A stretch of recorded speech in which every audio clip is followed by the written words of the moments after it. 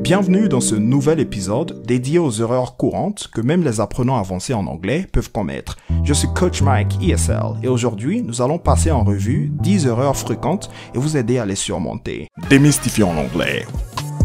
La première est relative aux prépositions.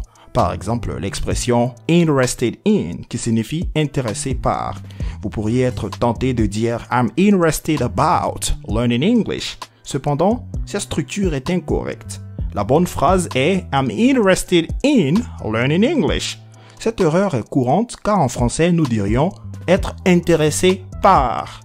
Et « interested in » donnerait « intéressé dans » qui ne ferait pas sens en français. C'est un exemple de comment les prépositions en anglais ne suivent pas toujours les mêmes règles qu'en français.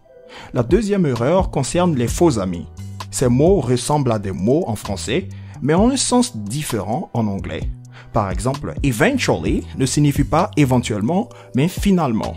Alors, si vous voulez dire éventuellement en anglais, utilisez le mot possibly.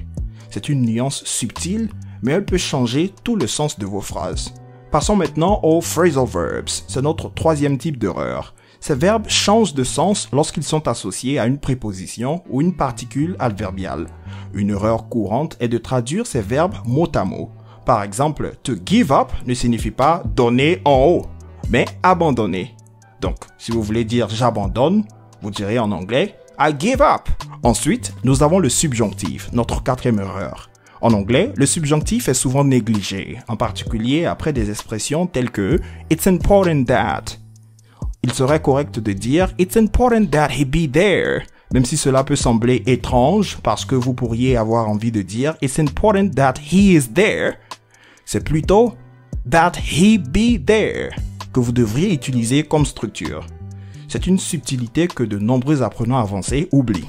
L'erreur number 5 concerne le present perfect.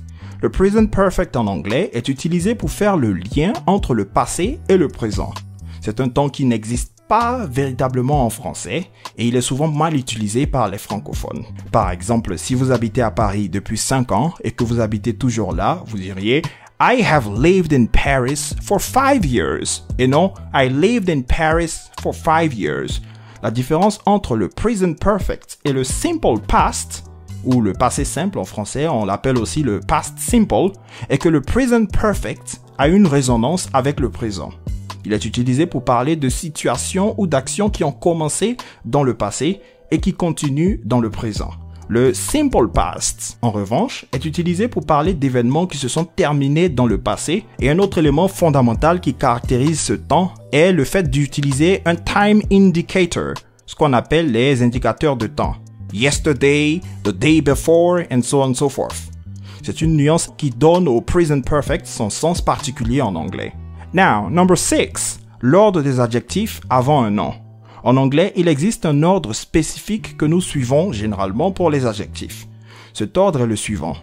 L'opinion, la taille, l'âge, la forme, la couleur, l'origine, la matière et le but. Donc, c'est toujours dans cette logique-là que nous allons utiliser les adjectifs.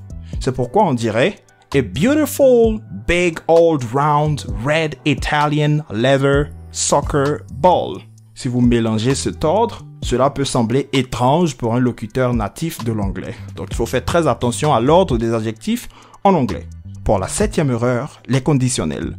En anglais, nous avons plusieurs types de conditionnels, dont le second et le troisième conditionnel qui sont souvent confondus. Le second conditionnel est utilisé pour parler des situations irréelles ou hypothétiques dans le présent ou le futur. Par exemple, « If I had $1 million, I would buy a house ».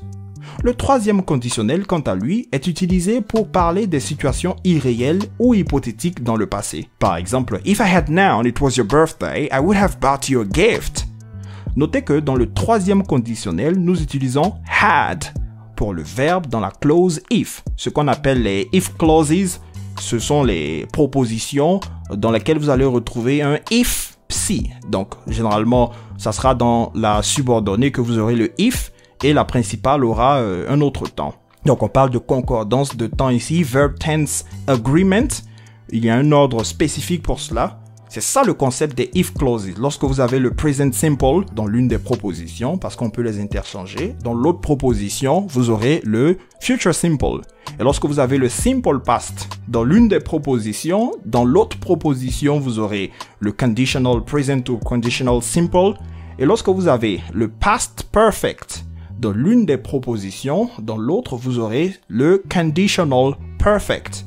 Donc, comme je le disais tantôt, dans le cas du troisième conditionnel, le third conditional, nous utiliserons had pour le verbe dans la if clause et would have pour le verbe dans la clause principale. Alors, lorsque vous avez le would have, le verbe qui suit would have doit se mettre au past participle.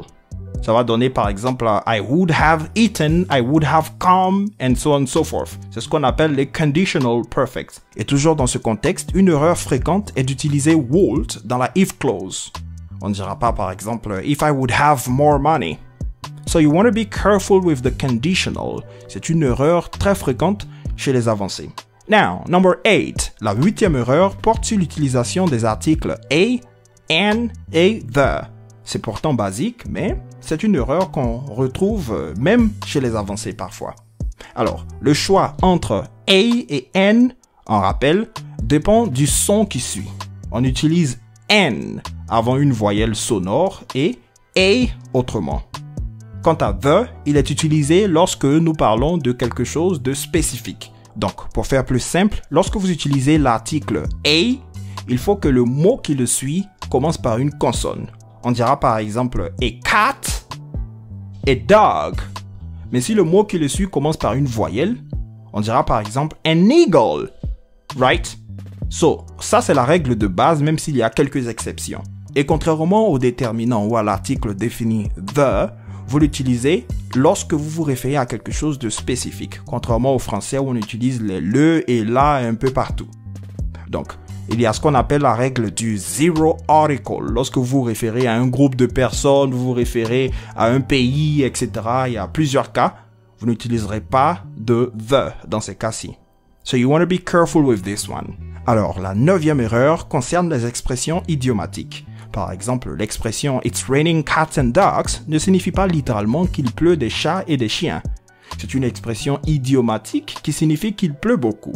On dira en français « il pleut des cordes ». Ces expressions sont souvent mal interprétées par les apprenants non natifs. So you want to familiarize yourselves with the maximum English idioms. Enfin, notre 10e erreur concerne l'utilisation des temps avec since et for. Ces mots sont souvent mal utilisés par les apprenants de l'anglais. Par exemple, vous diriez « I have been studying English for 3 years » ou « I have been studying English since 2020 » pour dire que vous étudiez l'anglais depuis 3 ans ou depuis 2020.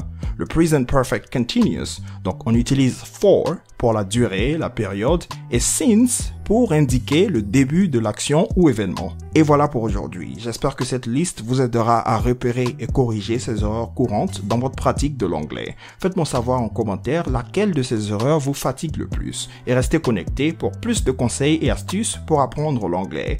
Thanks for watching et n'oubliez pas de vous abonner à la chaîne YouTube Démystifiant l'anglais pour plus de contenu. This is Coach Mike ESL, formateur certifié spécialisé en techniques d'expression orale, en anglais général et business English. Bye for now. Démystifiant l'anglais.